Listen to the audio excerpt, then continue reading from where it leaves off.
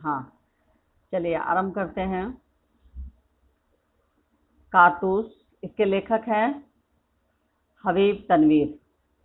ठीक है, इसके लेखक हैं हबीब तनवीर। इनका जन्म हुआ था 1923 और मृत्यु 2009। 1923 में छत्तीसगढ़ के रायपुर में जन्मे हबीब तनवीर ने 1944 में नागपुर से स्नातक की उपाधि प्राप्त की। तत्पश्चात ब्रिटेन की नाटक अकादमी से नाट्य लेखन का अध्ययन करने गए और फिर दिल्ली लौटकर पेशेवर नाट्य मंच की स्थापना की। ठीक है, सुनाई पड़ रहा है आप लोगों को? हेलो। नाटककार, कवि, पत्रकार, नाट्य निर्देशक, अभिनेता जैसे कई रूपों में ख्याति प्राप्त हबीब तनवीर ने लोक नाट्य के क्षेत्र में भी महत्वपूर्ण कार्य किया। कई पुरस्कारों, फेलोशिप और पद्मश्री से सम्मानित हबीब तनवीर के प्रमुख नाटक हैं आगरा बाजार, चरणदास चोर, देख रहे हैं नैन, हिरमा की अमर कहानी। इन्होंने वसंत ऋतु का सपना, शाजापुर की शांतिबाई, मिट्टी की गाड़ी और मुद्रा राक्षस नाटकों का आधुनिक रूपांतर भी किया। ये पाठ जो है कारतूस, ये एकांकी है या नाटक है? कोई बता सकता है? ये कारतूस पाठ जो है एकांकी। आप लोग बता सकते हैं नाटक और एकांकी में क्या अंतर होता है? मूलभूत अंतर क्या होता है?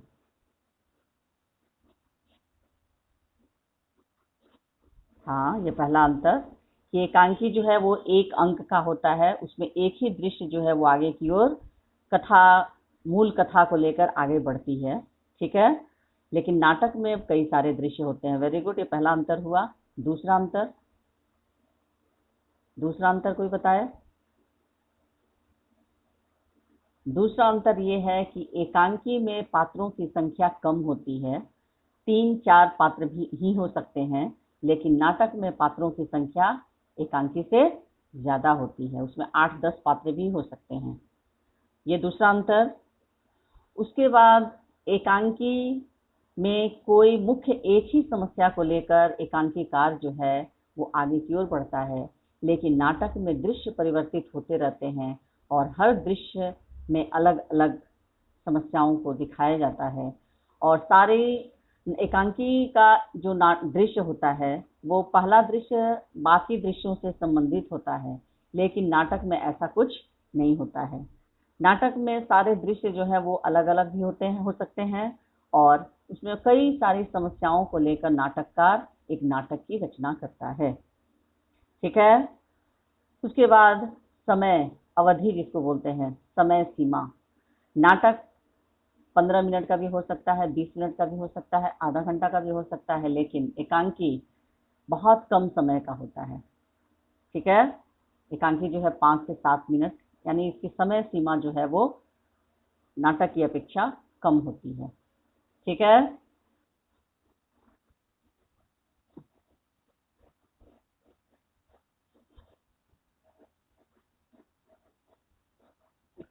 एक पक्ष को, एकांकी में किसी जीवन के एक एक घटना को, किसी एक पक्ष को, लेकिन नाटक में पूरे जीवन को दिखाया जा सकता है अलग अलग दृश्यों में। ठीक है, ये आपका मूलभूत अंतर है एकांकी और नाटक में।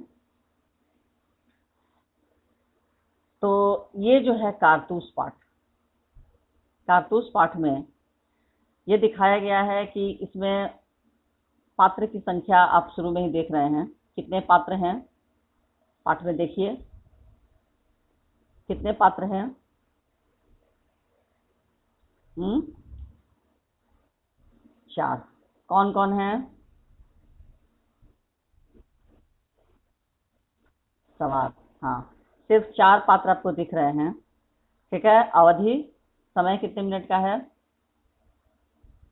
बताइए। 5 मिनट का। समय जो है सिर्फ 5 मिनट का। जमाना यानी किस समय की ये घटना है, किस समय। हाँ, ये 1799 की बात है। समय, समय कौन सा दिया है, रात्रि का। स्थान, स्थान क्या है। हाँ, गोरखपुर का एक जंगल है, उसमें कर्नल कालिंज के का खेमा लगा हुआ है। सबसे पहले मैं पाठ प्रवेश के बारे में बता दूं कि अंग्रेज इस देश में व्यापारी के भेष में आए थे। शुरू में व्यापार ही करते रहे, लेकिन उनके इरादे केवल व्यापार करने के नहीं थे। धीरे धीरे उनकी ईस्ट इंडिया कंपनी ने रियासतों पर कब्जा जमाना शुरू कर दिया। उनकी नीयत उजागर होते ही अंग्रेजों को हिंदुस्तान से खदेड़ने के प्रयास भी शुरू हो गए। यहाँ पर अंग्रेजों के बारे में बताया जा रहा है कि सबसे पहले अंग्रेज इस देश में व्यापारी के भेष में आए थे। शुरू में व्यापार किए, लेकिन उनके इरादे केवल व्यापार तक ही सीमित नहीं था।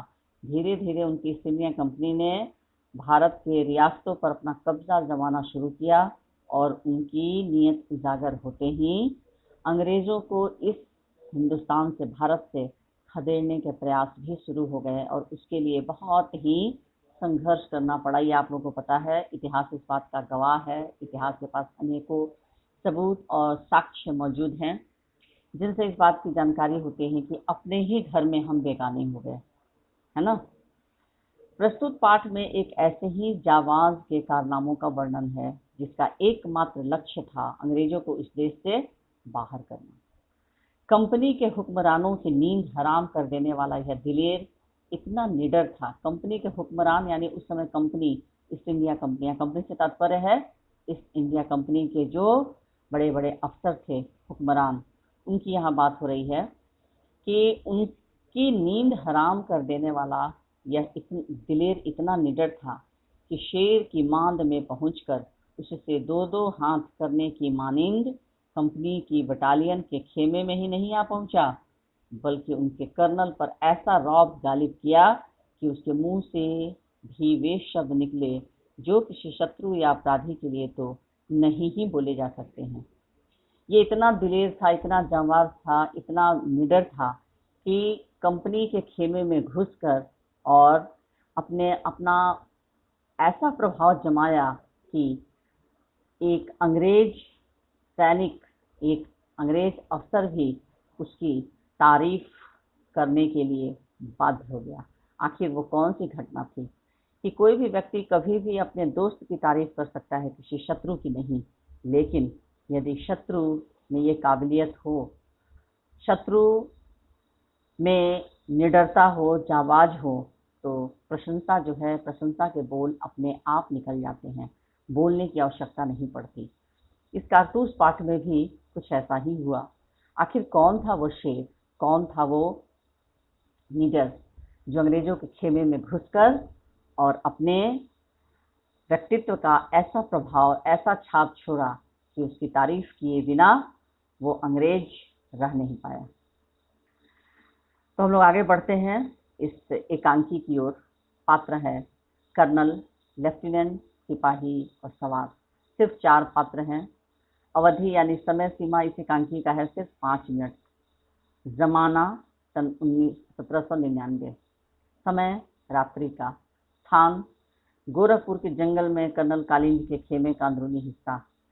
क्या आप लोग इसको नाटक के रूप में, एकांकी के रूप में ऑनलाइन कर सकते हैं? इसको पूरा पढ़िए, उसके बाद सोचिएगा। जैसे उसने हरिहर काका का किया था, आप लोग इस पाठ को भी कर सकते हैं।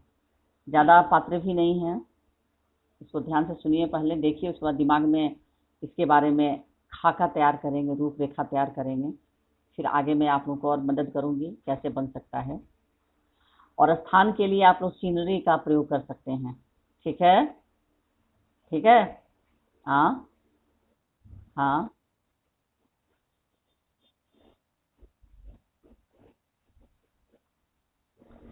अरे बेटा, नहीं हो तो टाइम लगाओ ना, अभी कहाँ कह रही हूँ। सेकंड प्रोजेक्ट, सेकंड प्रोजेक्ट में भी समय है।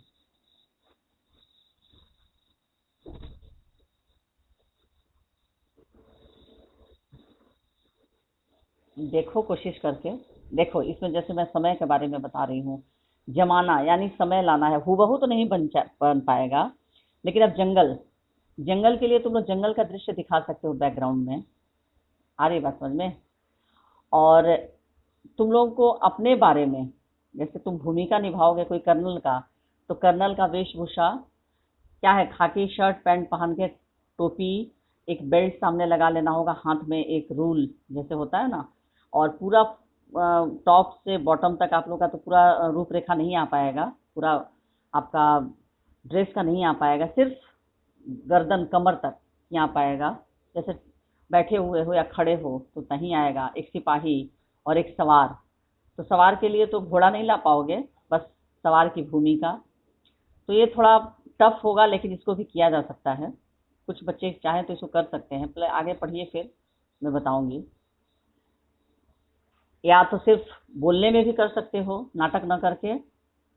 कर्नल की भूमिका, लेफ्टिनेंट की भूमिका, सिपाही की भूमिका, सवार की भूमिका बोल तो सकते हो। हाँ, हेलो। हाँ तो जैसे अब कर्नल ही बोलना, तो सिंपल शर्ट पहनना, पहन के एक हैट लगा ली, हाथ में एक स्टिक जो होता है, रूल जिसको कहते हैं, वो ले लिए। और थोड़ा मतलब एकदम प्लेन, ऐसे ना बोलकर थोड़ा सा अपना वीडियो ऑन करके और थोड़ा ऐसे मूवमेंट करते हुए, जैसे कर्नल क्या बोल रहा है, किस तरह से लैंग्वेज में बोल रहा है, वो आगे पढ़िए ना। मैं पहले इसको पढ़ा तो दूँ पहले, उसके बाद आप लोग सोचिएगा। कोई भी चीज़ पहले सोचने पर बहुत टफ लगता है, लेकिन उसको इम्प्लीमेंट किया जा सकता है। हूबहू नहीं होगा, कुछ तो हो पाएगा। जैसे हरिहर काका की पूरी घटना को तो उन लोगों ने नहीं दिखाया, उन लोगों ने कैसे दिखाया? संवाद के रूप में इसमें दिखाया ना, न्यूज़ के रूप में ना। तो इस तरह से न्यूज़ के रूप में भी आप लोग इसको, लेकिन इसको नाटक के रूप में ही करोगे यदि तो ज़्यादा ठीक होगा। लेकिन कैसे बोलना है वो मैं बता रही हूँ। समय दिया हुआ है। कर्नल, अब कर्नल क्या बोल रहा है? दो अंग्रेज बैठे बातें कर रहे हैं। पहला है कर्नल कालिंज और एक लेफ्टिनेंट, खेमे के बाहर है। चांदनी छिटकी हुई है, अंदर लैंप चल रहा है। और सबसे बड़ी बात है कि एकांकी में बहुत ज़्यादा एसेसरीज, जिसको कहते हैं बहुत सारे साधन, नाटक के लिए जो साधन चाहिए वो बहुत कम होते हैं, उसकी बहुत कम आवश्यकता होती है। तो यहाँ एक खेमा लगा हुआ है, चांदनी ऐसे डीम लाइट है और उसमें एक लैंप जल रहा है। कर्नल कर्नल क्या कह रहा है? जंगल की जिंदगी बड़ी खतरनाक होती है लेफ्टिनेंट। हफ्तों हो गए यहाँ खेमा डाले हुए, सिपाही भी तंग आ गए हैं। ये वजीर अली आदमी है या भूत, हाथ ही नहीं लगता। इस वाक्य से यह पता चल रहा है कि कर्नल और लेफ्टिनेंट, कर्नल जो है, ये लोग जंगल में खेमा लगाए हुए हैं, गोरखपुर का जंगल है। और कर्नल जो कह रहा है कि ये जंगल की जिंदगी भी बड़ी खतरनाक होती है। लेफ्टिनेंट कह रहा है कि हाँ, हफ्तों हो गए यहाँ खेमा डाले हुए। आखिर हम लोग खेमा डाले हुए किसको गिरफ्तार करने के लिए? वजीर अली के लिए। ये आदमी है या भूत, हाथ ही नहीं लगता, कर्नल कह रहा है।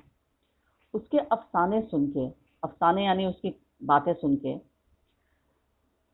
रॉबिन हुड के कारनामे याद आ जाते हैं। रॉबिन हुड का काम था, वो धनी वर्ग को लूटता था और गरीबों की मदद करता था। तो कर्नल कह रहा है कि उसके अफसाने यानी उसकी कहानियां, उसके बारे में सुनकर रॉबिन हुड के कारनामे याद आ जाते हैं। अंग्रेजों के खिलाफ उसके दिल में किस कदर नफरत है। कोई 5 महीने हुकूमत की होगी, मगर इस 5 महीने में वो अवध के दरबार को अंग्रेजी असर से बिल्कुल पाक कर देने में तकरीबन कामयाब हो गया था। अब ये कह रहा है कि कोई 5 महीने की हुकूमत होगी, मगर इस 5 महीने में ही अवध के दरबार को अंग्रेजी असर से बिल्कुल पाक कर देने, मतलब बिल्कुल साफ कर देने में लगभग वो कामयाब भी हो गया था। अब लेफ्टिनेंट कह रहा है कि कर्नल कालिंज, ये सआदत अली कौन है? कर्नल कह रहा है आसिफउद्दौला का भाई है, वजीर अली का और उसका दुश्मन। असल में नवाब आसिफउद्दौला के यहाँ लड़के की कोई उम्मीद नहीं थी। वजीर अली की पैदाइश को सआदत अली ने अपनी मौत ख्याल किया। ये आसिफउद्दौला और वजीर अली, आसिफउद्दौला के बारे में पूछ रहा है कि कौन है ये सआदत अली? तो आसिफउद्दौला का भाई है, वजीर अली का और उसका दुश्मन है। नवाब आसिफउद्दौला के यहाँ जब लड़की की कोई उम्मीद नहीं थी, तो वजीर अली जब पैदा हुआ तो सआदत अली को क्या लगा कि ये मेरा मौत के रूप में ये पैदा हुआ है, क्योंकि अब इसके सामने कभी भी मेरी कभी भी ये व्यक्ति जो है, लड़का जो आज पैदा हुआ है कल बड़ा होकर ये मुझे मार सकता है। तब लेफ्टिनेंट कह रहा है, मगर सआदत अली को अवध के तख्त पर बिठाने में क्या मसलहत थी? सबसे पहले आप लोग शब्दार्थ पहले देख लीजिए। यहाँ उर्दू के शब्द ज़्यादा हैं, इसके लिए आपको सबसे पहले तो देखिए खेमा। खेमा का अर्थ होता है डेरा या अस्थायी पड़ाव। अफसाने, अफसाना या कहानियाँ।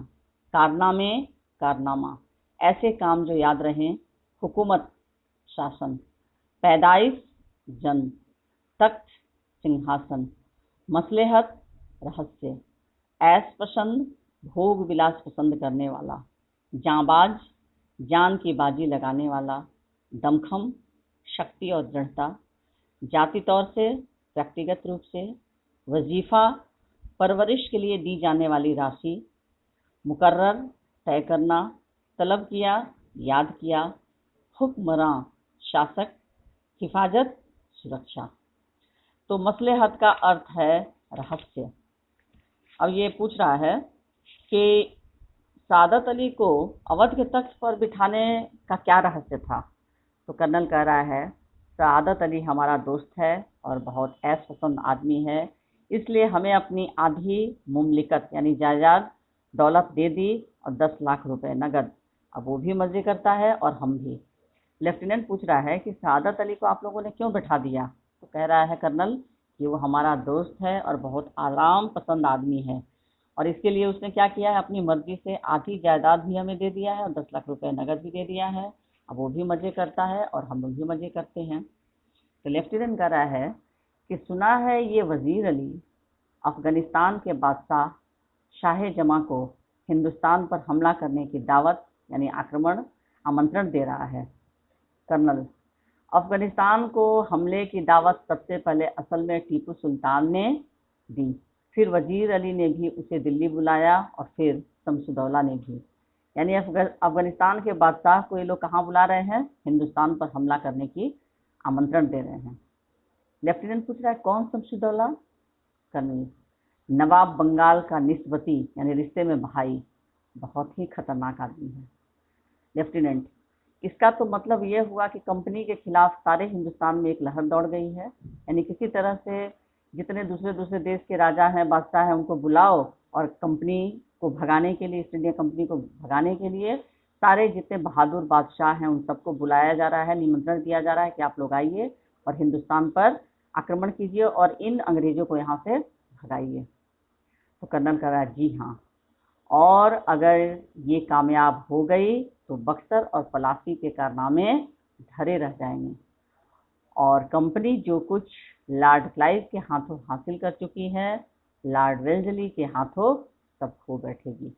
यानी अब तक हम लोगों ने जो भी अर्जित किया है, यानी जो कुछ भी हम लोगों ने आज तक अंग्रेजों ने इन भारतीयों पर अपना कब्जा किया है, तो लॉर्ड क्लाइव के हाथों ये हासिल हुई है और लॉर्ड वेल्जली के हाथों सब कुछ खो बैठेगी अगर दूसरे जगह के दूसरे देशों के राजा अगर आकर यहाँ आक्रमण कर दिए तो।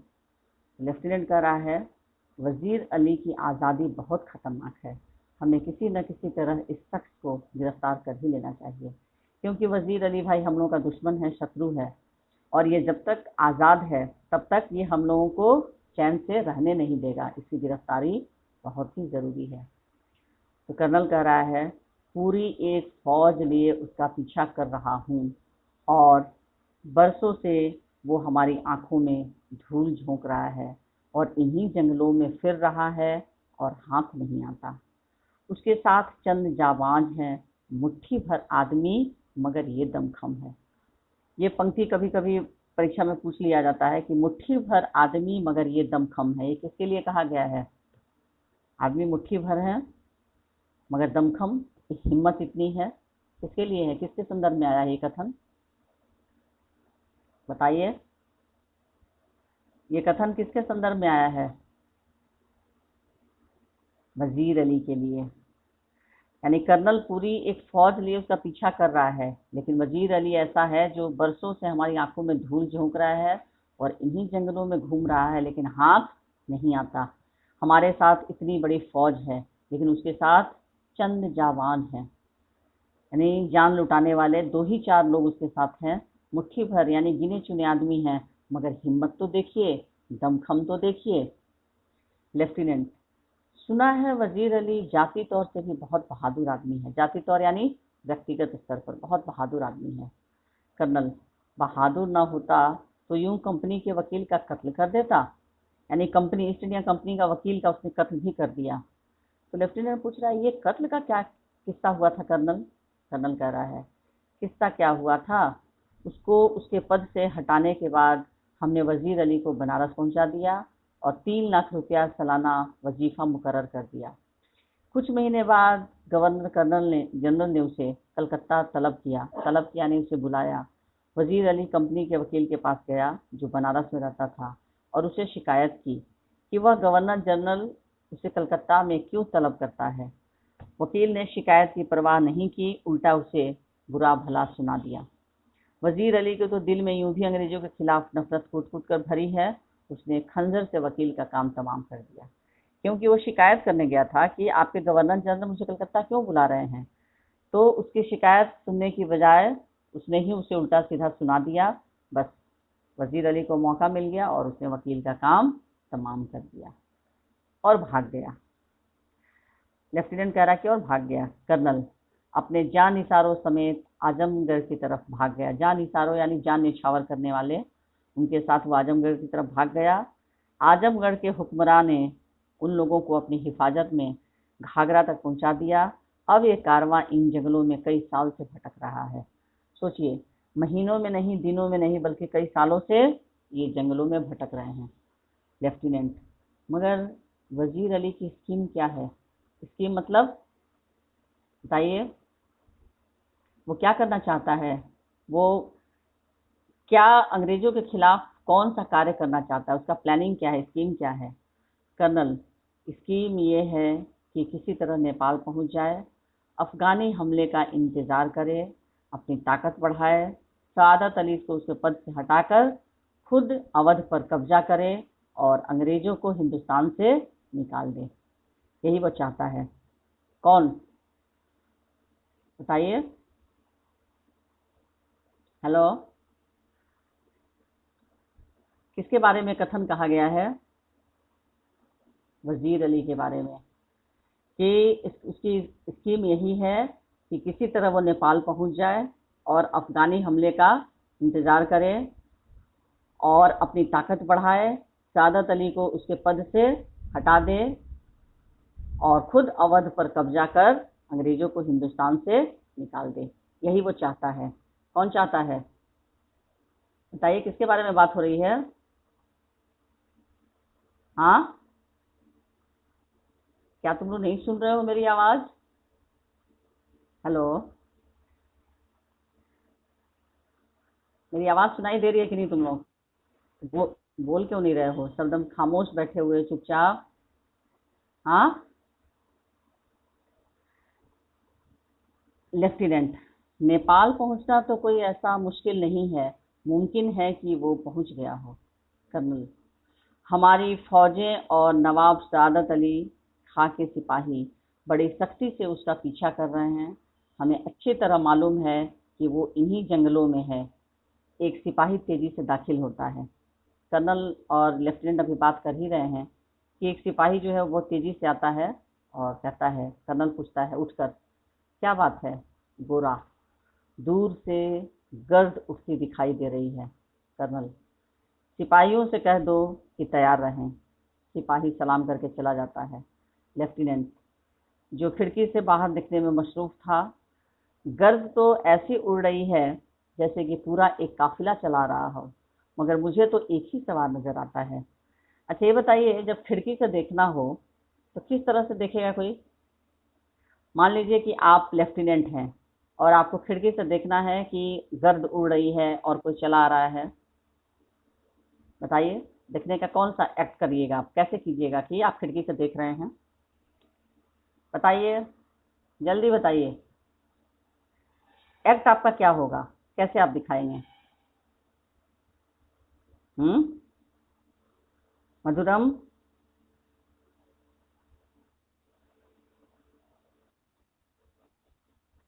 हाँ जी। हाँ हाँ। मतलब इसके रूप में, एकांकी के रूप में, नाटक के रूप में मैंने आपको क्रियाकलाप करना है।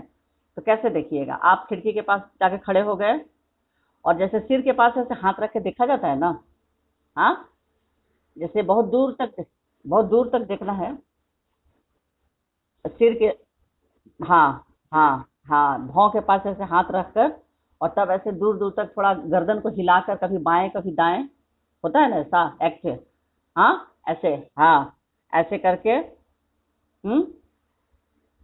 मैं बता रही हूँ, सब लोग देखो।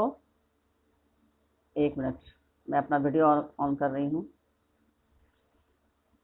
कैसे देखा जाएगा, ऐसे दिख रहा है सबको, हाँ, ऐसे करके, कभी ऐसे करके दाएं, कभी फिर ऐसे बाएं, ऐसे करके क्या देखेंगे कि शायद कोई सवार आ रहा है। तो दूर से गर्द उठती दिखाई दे रही है, तो कर्नल सिपाहियों से कह रहा है कि सिपाहियों से कह दो कि ये तैयार रहें। सिपाही सलाम करके चला जाता है। लेफ्टिनेंट, जो खिड़की से बाहर देखने में मशरूफ था, मशरूफ यानी व्यस्त, और कह रहा है कि गर्द तो ऐसी उड़ रही है कि जैसे कि पूरा एक काफिला चला आ रहा हो, मगर मुझे तो एक ही सवार नजर आता है। कर्नल खिड़की के पास जाकर, हाँ, एक ही सवार है, सरपट घोड़ा दौड़ाए चला आ रहा है लेफ्टिनेंट, और सीधा हमारी तरफ आता मालूम होता है। कर्नल ताली बजाकर सिपाही को बुलाता है। कर्नल सिपाही से, सिपाहियों से कहो इस सवार पर नजर रखे कि ये किस तरफ जा रहा है। सिपाही सलाम करके चला जाता है। लेफ्टिनेंट, शुबह की तो कोई गुंजाइश ही नहीं, शुबह यानी शंका, शक की कोई तो गुंजाइश ही नहीं, तेजी से इसी तरफ आ रहा है। टापों की आवाज बहुत करीब आकर रुक जाती है। किसके टापों की? घोड़े की टापों की। तो आपको एकांकी में अब स्टेज पर घोड़ा तो नहीं दिखाया जा सकता, लेकिन घोड़े की टापों की आवाज फ्लैशबैक से सुनाई पड़ती है कि घोड़ा आकर रुक गया। सवार बाहर से, मुझे कर्नल से मिलना है, गोरा चिल्लाकर। गोरा यहाँ कौन है? बाहर जो गार्ड है या जो भी कहिए, वो अंग्रेजी कोई है, गोरा है, इसलिए उसको, अंग्रेजों को गोरा भी कहते हैं उनके रंग के कारण। तो वो चिल्लाकर कहता है, बहुत खूब। सवार बाहर से, सी, गोरा अंदर जाकर, हुजूर, सवार आपसे मिलना चाहता है। कर्नल, भेज दो। लेफ्टिनेंट, वजीर अली का कोई आदमी होगा, हमसे मिलकर उसे गिरफ्तार करवाना चाहता होगा।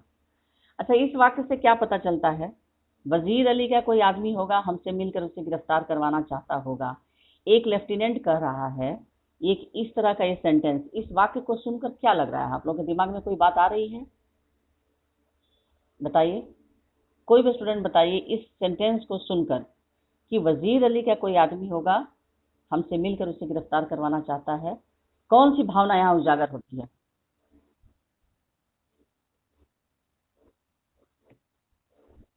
नहीं, यहाँ यहाँ यहाँ लिसन, किसी व्यक्ति विशेष के बारे में नहीं बताओ, ये भावना, ये चारित्रिक विशेषता, किस, ये कौन सी चारित्रिक विशेषता यहाँ हम हिंदुस्तानियों के प्रति? वेल, वेरी गुड, हाँ। क्योंकि हमारे हिंदुस्तान में जिस समय अंग्रेज यहाँ के शासक थे, उस समय एक हिंदुस्तानी ही दूसरे हिंदुस्तानी के साथ गद्दारी का भी करता था, भावना रखता था। चंद्रशेखर आजाद की घटना याद है ना? हाँ, उनको पकड़वाने वाला कौन था? उनका दोस्त ही था जो उनके साथ गद्दारी किया।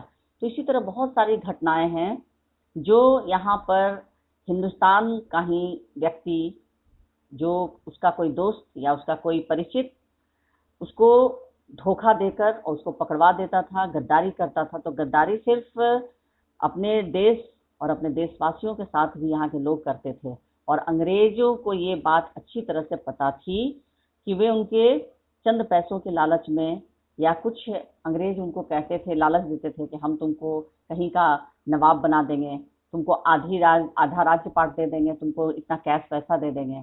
और इस लालच में आकर लोग क्या करते थे, अपने ही देशवासियों के साथ, अपने ही लोगों के साथ गद्दारी करने से भी बाज नहीं आते थे।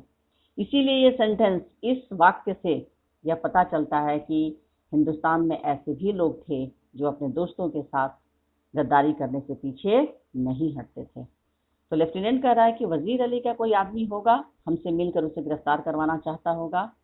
कर्नल, खामोश रहो। सवार सिपाही के साथ अंदर आता है। सवार आते ही पुकार उठता है, तन्हाई तन्हाई, यानी अकेला, अकेलापन चाहिए, अकेले में बात करना चाहता है। कर्नल कह रहा है, साहब यहाँ कोई गैर आदमी नहीं है, आप राजे दिल कह दें। सवार कह रहा है, दीवार हमगोश दारद तन्हाई। लेफ्टिनेंट कर्नल लेफ्टिनेंट और सिपाही को इशारा करता है, दोनों बाहर चले जाते हैं। ये दीवार हमगोश दारद तन्हाई का मतलब कि दीवारों के भी कान होते हैं, ठीक है।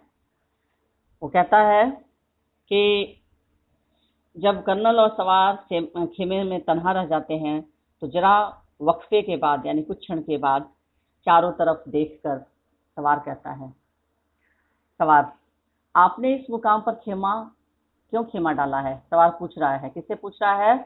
कर्नल से। कर्नल कहता है, कंपनी का हुक्म है कि वजीर अली को गिरफ्तार किया जाए। सवार, लेकिन इतना लाव लश्कर क्या मायने? मतलब वजीर अली तो अकेला है, उसके साथ 2-4 लोग हैं, और 2-4 लोग और एक वजीर अली को पकड़ने के लिए इतना लाव लश्कर, इसका क्या मतलब है? तो कर्नल कह रहा है, गिरफ्तारी में मदद देने के लिए। सवार, वजीर अली की गिरफ्तारी बहुत मुश्किल है साहब। कर्नल पूछता है, क्यों? सवार कहता है, वो एक जाबाज सिपाही है। कर्नल, मैंने भी यह सुन रखा है, आप क्या चाहते हैं? सवार, चंद कारतूस। अब कर्नल वास्तविक उसके आने का, सवार के आने का वास्तविक कारण जानना चाहता है कि मैंने भी यह सुन रखा है कि वो बहुत जाबाज सिपाही है, लेकिन आप क्या चाहते हैं, क्यों आए हैं? सवार कह रहा है कि चंद कारतूस चाहिए। कर्नल, किस लिए? सवार, वजीर अली को गिरफ्तार करने के लिए। अब मुझे आप ये बताइए कि सवार जानबूझकर ये क्यों कह रहा है कि वजीर अली को गिरफ्तार करने के लिए?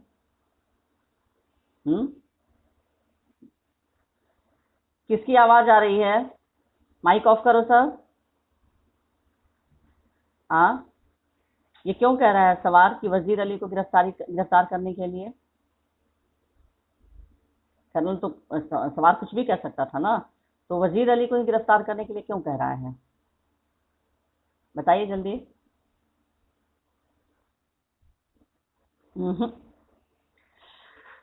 दुश्मन का दुश्मन दोस्त होता है। वजीर अली को पता था कि यहाँ ये लाव लश्कर लेकर किसको पकड़ने के लिए बैठे हुए हैं? वजीर अली को।